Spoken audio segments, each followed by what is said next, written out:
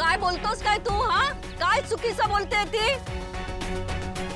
कमळी, आम्ही तुझ्या संग आहोत, घाबरू नगस. हो मावशी, काय बरोबर बोलली ती? हो ताई, तुम्हाला लयच फुलका आलाय तिचा. यांना काही समजतंय की नाही? हा? ती कमळी काय अशी करणार आहे वय? फुलका आलाय ना तिचा. पोरगा असं तर गोष्टी तुम्हाला काय चुकीचं बरोबर काय दिसतंय?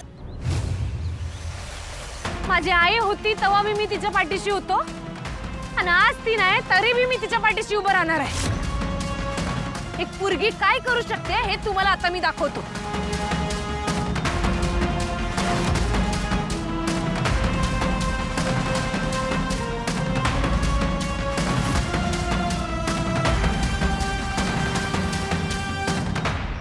हे घ्या सरपंच.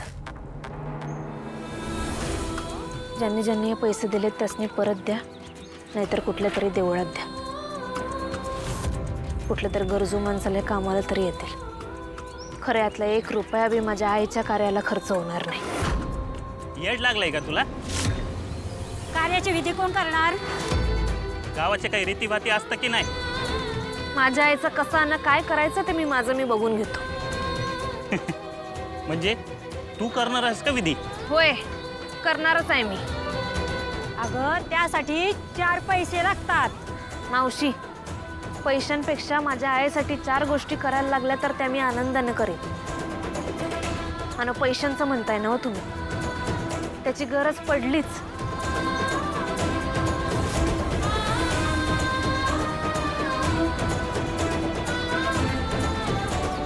तर ह्यातनं मी माझ्या आईचं कार्य करेन.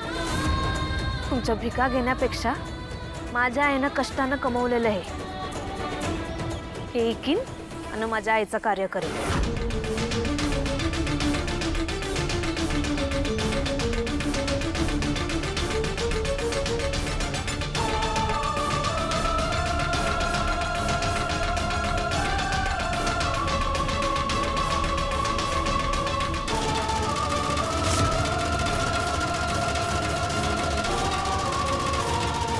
हे सुद्धा उपयोगी पडेल.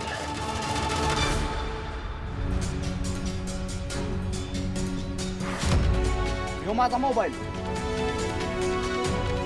कमळीची आई आता आपल्या सोबत नाही याचा अर्थ ती एकटी आहे असं समजू नका. आम्ही सगळे कुटुंब म्हणून कायम तिच्या पाठीशी उभे होतो. होय, शेवटपर्यंत आम्ही तिच्या सोबत आहे. हे तुम्हाला काय माहित आहे का? तिचं काय होतं काय नव्हतं ते समजा आम्ही बघितलंय. हे कमळे, तुझी आई बिनबापाची पोरगी घेऊन गावात आली होती. गावकऱ्यांनी तुम्हाला आसरा दिला आणि तू आता आम्हाला शहाणपणा शिकवतेस. कसं आहे मावशी, एकदा एक बाई तिच्या बा संग एका छोट्याशा लेकराला घेऊन या गावात आली. ते लेकरू म्हणजे या गावची शान होतं. सगळी गावातली माणसं तिला हसवायची, खेळवायची, लई प्रेम करायची. जसजशी ती मोठी होत गेली तसं काय गावात अडीअडचणी आल्या का ती सामोरी जायची, सगळ्यासनी मदत करायची. सगळ्यासनी तिचा लय अभिमान होता. ती पोरगी मुंबईला जाईल, लय शिकल, गावाकडे येऊन गावासाठी काहीतरी काम करल अशी त्यांची अपेक्षा होती, त्यांची आशा होती. खरं ती पोरगी त्यांच्या सगळ्या अपेक्षा पूर्ण करतच होती. पण अचानक त्या सगळ्या गावकऱ्यांच्या मनात एक सवाल घर करून गेला. गावकऱ्यांना कळलं का तिला तिचा बा कोण आहे हेच माहित नाही. झालं मग, एवढूशा एका कारणावरून तिच्या जन्मावरचा सवाल उठला. तिचा मान सन्मान सगळंच बदललं. कालपर्यंत जी पोरगी तुमच्या गावचा अभिमान होती आज ती तुमच्या नजरेतनं पडली. का तर तिला तिचा बा कोण आहे हे माहित नाही म्हणून.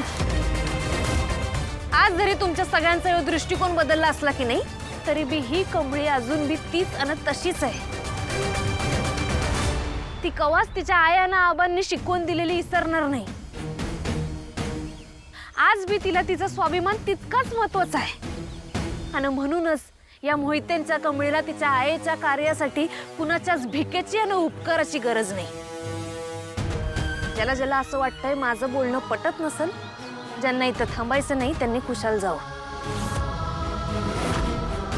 पर मी माझ्या आईच्या कार्य करण्यासाठी समर्थ आहे आणि मीच ते स्वाभिमानानं करणार आहे. तर शेवटचं सांगतो, माझी आईच माझ्यासाठी माझी आई आणि माझं बा दोन्ही बी होती. आणि मीच तिच्यासाठी तिची पोरगी आणि पोरगा दोन्ही बी. आणि म्हणूनच माझ्या आईसाठी तिची ही लेक सगळं कार्य पूर्ण करणार.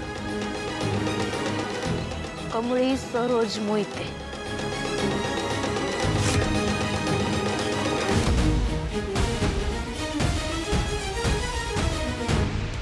काय काय कुठे कोणाशी बोलत होतीस फोनवर? ऋषीशी ना? राधिका तू का बोलतेस ग त्याच्याशी फोनवर? काय चाललंय, कसं आहेस हे विचारायला केला होतास का? तुला माहिती नाहीये का तो आपल्या आईचा अपमान करून इथून निघून गेलाय? माहिती नाहीये तुला? मग रोहित, ऋषीचं नाव काढलं की एवढी चिडचिड का करतोस तू? राधिका चिडचिड करू नको तर काय करू? ऋषी आपल्या आईचा शब्द झुगारून त्या फालतू मुलीसाठी इथून निघून गेला हे माहिती नाहीये तुला? रोहित, कमळी चांगली मुलगी आणि साधना मावशी गेल्या. किमान आता तरी विचार कर, ती किती डिस्टर्ब असेल, तिची काय अवस्था असेल. हादरून गेली ती मुलगी. ऋषी म्हणाला तिला सावरण्याची गरज आहे. म्हणजे तो आता तिकडेच राहणार आहे असं म्हणालाय का? हो, म्हणजे किमान कमळी काही ठाम डिसिजन घेत नाही तोपर्यंत तरी त्याला तिकडे राहावं लागेल. वेडा झालाय ऋषी, त्या कमळीच्या मागे वेडा झालाय. आणि हे बघ राधिका, पुन्हा ऋषीशी फोनवर बोलायचं नाही. त्याला इथले कुठलेही अपडेट्स द्यायचे नाहीत, कळलं? कळलं का? चला, मला जे हवं होतं ते घडतंय. तो तिकडे राहिला तर ते माझ्यासाठी चांगलंच आहे. राहा ऋषी, तुला हवे तेवढे दिवस तिकडे राहा. कायमचा राहिलास तर उत्तमच.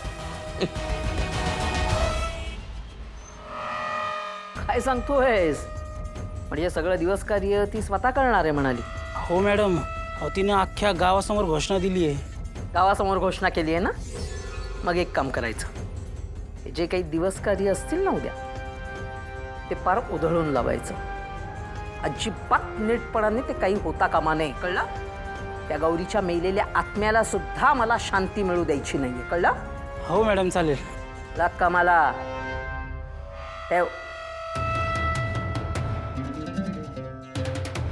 गौरी, गौरी गेली,